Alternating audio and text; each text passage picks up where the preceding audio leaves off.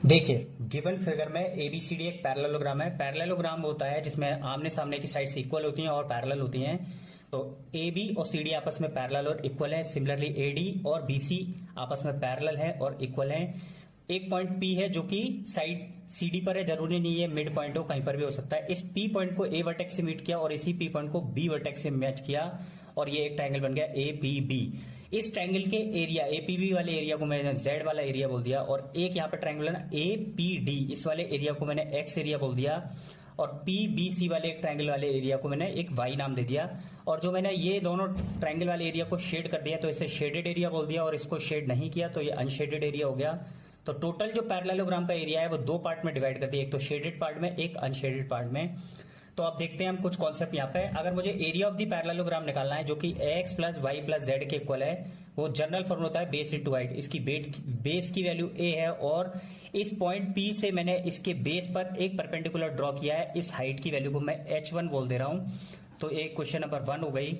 अगर मैं triangle of the APV का एरिया निकालना चाहता हूं तो फॉर्मूला होता है general formula triangle of the area का, area of the triangle 1/2 into base into height. इसका जो बेस है वो ए है और इसका जो हाइट है वो h1।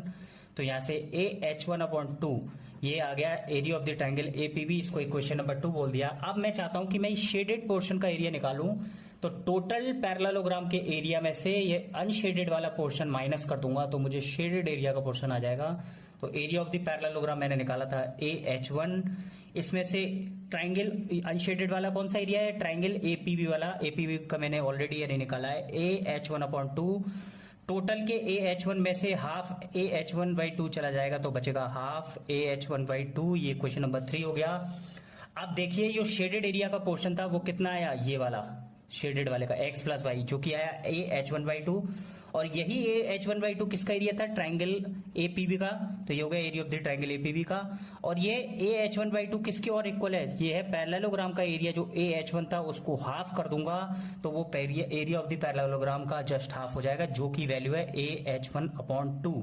ये 4 इंपॉर्टेंट कॉन्सेप्ट यहां से मुझे यहां से मिल गए हैं। कभी कभी क्वेश्चन पूछा जाता है कि जो शेडेड एरिया का रेशियो है x प्लस वाई और area of the parallelogram x plus y plus z, अगर मैं इसका रेशियो निकालना चाहता हूं तो देखिए मैं यहीं से निकालूंगा दिस और पैरेललोग्राम इसके नीचे आ जाएगा तो ये आंसर हो जाएगा 1/2।